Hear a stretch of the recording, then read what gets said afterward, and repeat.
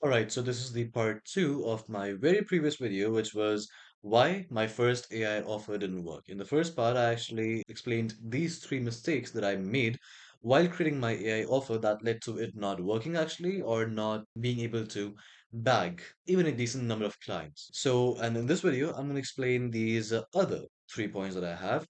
Again, for the same topic, that why my first AI offer didn't work, and these three other mistakes that I made, which eventually led to my offer not working, and which you should completely avoid while creating your first or second or third or any AI offer if you're in this AI automation space, and not in just the AI automation space, but actually in the whole online business space. Like, honestly, I'm 18. I've never been into business before. The very first thing that I tried my luck was these online businesses. The first one was marketing agency. Then I shifted to this AI automation industry, and like I didn't have any prior knowledge of businesses or creating offers or marketing or sales or any such thing. Like I began this thing when I was, I guess, 15 or 16, and I really just had no clue of what to include in your offer, what mistakes to avoid, how do you actually light up the interest of people to make them actually attracted to your offer, and so that you would eventually be able to book a call with them or book a conversation with them from where you can just, turn them into live revenue. Okay. So I was really helped by these creators on the internet, but there were really very few of them which actually shared some good value or which did share some genuine learnings. Most of them were co-sellers, never mind.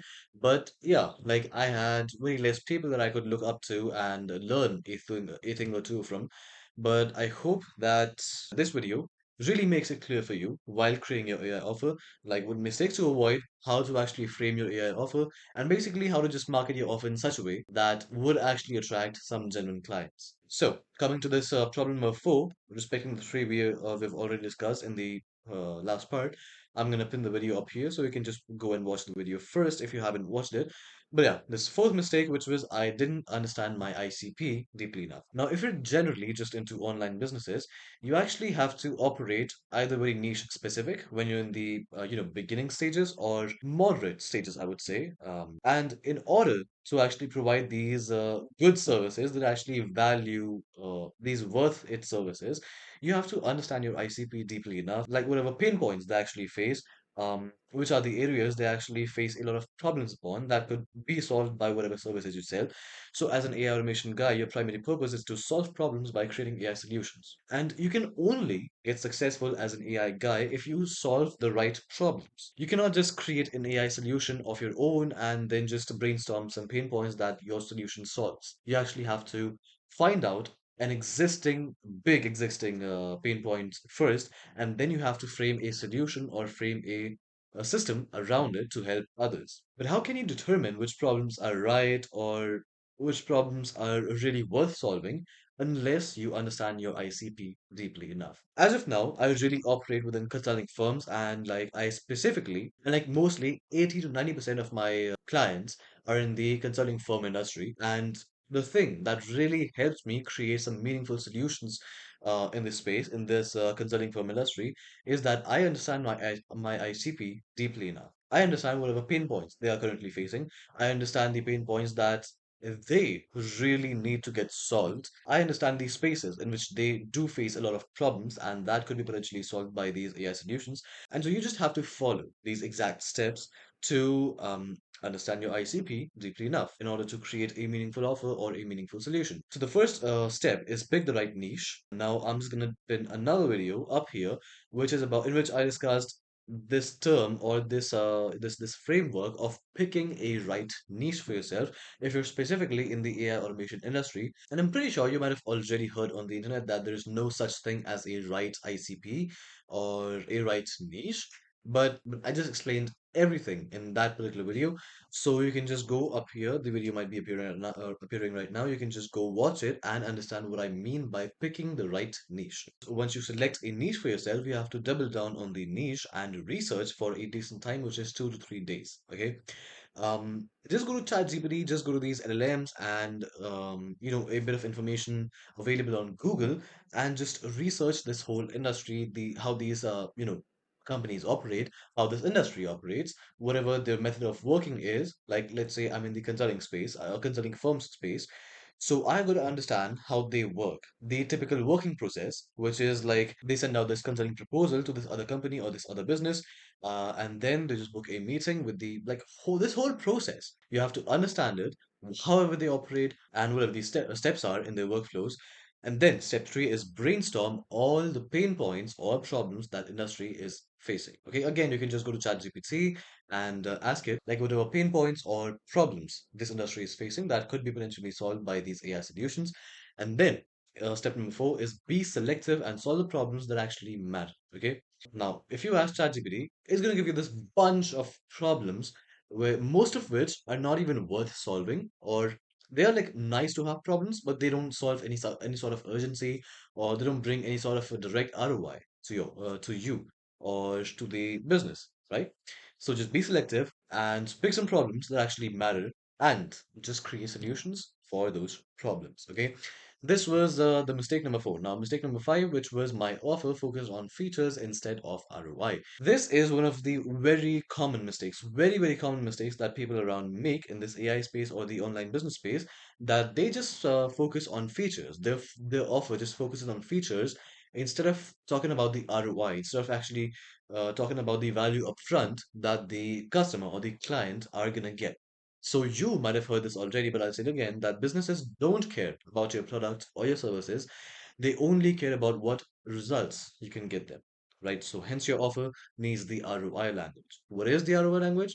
I'm going to tell you. So features actually sound like AI automation, GPT workflow, XYZ tool integration, or whatever features your solution or your product has.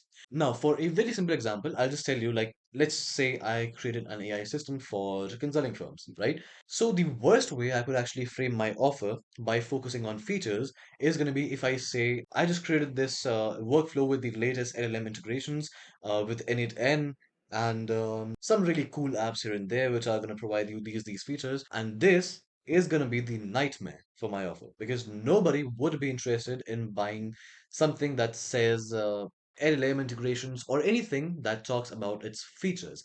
Instead, if I use the ROI language, which is going to sound like save 15 hours per week, reduce reporting time by 70%, generate proposals in minutes, that is something that actually is going to make my offer successful. Why? It's because whoever you're going to pitch your idea or your solution to, they don't have enough time to understand what LLM integration mean or what is N8N or whatever features your product has, whatever apps you are, whatever platforms you are using for your solution. They don't care about that. All they care about, all they are working with you for is that if you can provide them good results. Now, hence, switch to the ROI language even whenever you speak until it actually gets into your subconscious and you begin using this ROI language without even realizing it. That's actually how you become a business master, right? Just kidding. So, this is the mistake number six, and the very last one, which is the market didn't trust me yet. Okay, this is a pretty long one, but I'll just explain it in really clear, short words. So, I know you relate to this already that you have the skill, you're ready to put in the efforts into distribution, but you have no testimonials or you have no proof to show. Now, this does sound like a very complex problem, but the solution is really simple. If you have no clients, just get a client by working for them for absolutely free. There is going to be some cost involved for the, let's say, the platforms you might use, the subscription and all that stuff, but it's a part of the very initial investments you got to make if you're getting into the business space, right? And often the sole reason for your AI offer failing could be no proof, no results, no authority, no case studies. And why would somebody want to work with you if you've never worked with anyone else before? Like, why would anyone like to experiment themselves, being your first customer and putting their money on the stake when you've just not served any other business, right? So this makes businesses hesitate when it comes to providing the information about themselves, their operations, or workflows. Like not even the money at the stake, but the information about their business. Because if you're gonna create an AI solution for them, then you're gonna need some information about their business, like however they operate, whatever apps they use, whatever platforms they use, and some of their data, and however workflows inside the company and inside the business.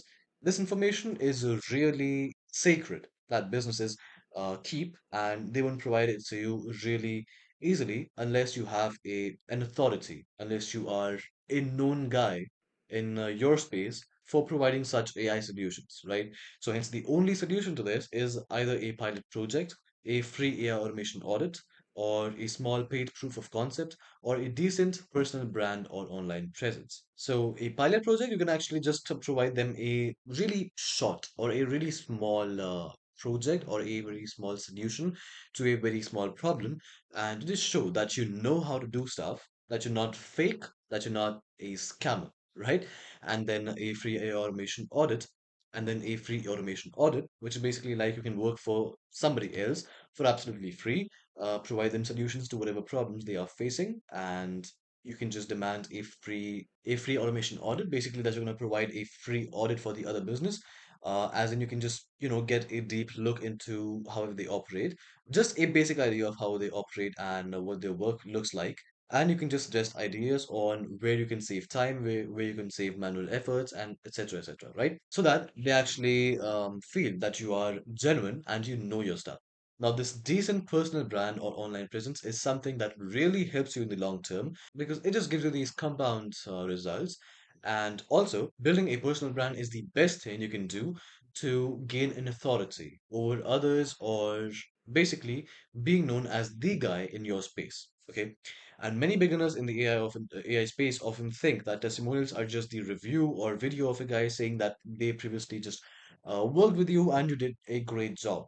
But this isn't the case because these days, AI has become advanced. These things like these reviews, these text reviews, or these video reviews can be easily faked. What actually matters is might be a demo of their workflows, might be their performance tracking dashboard, any such small proof of concept that can show the results you actually provided for the other business, not just somebody saying that they worked with you, you were really helpful, you were really supportive, you were really helpful throughout this whole project you did with them, and anything like that, right?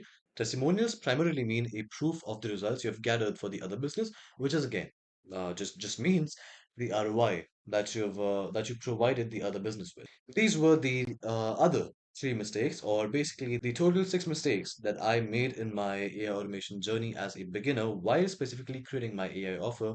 Not just one, but three or four of my AI offers until I actually learned a thing or two from somewhere else, from other business people. And yeah, like that's it. So I really hope this video helped you. I really hope you liked it. I really hope I was articulate throughout the video and was able to convey my points really clear. Now, again, if you didn't check the part one of this video, I just did pin the video earlier, so you can just go check that video out. And that's it. Okay, I'll just see you in the next one. And until then, bye bye.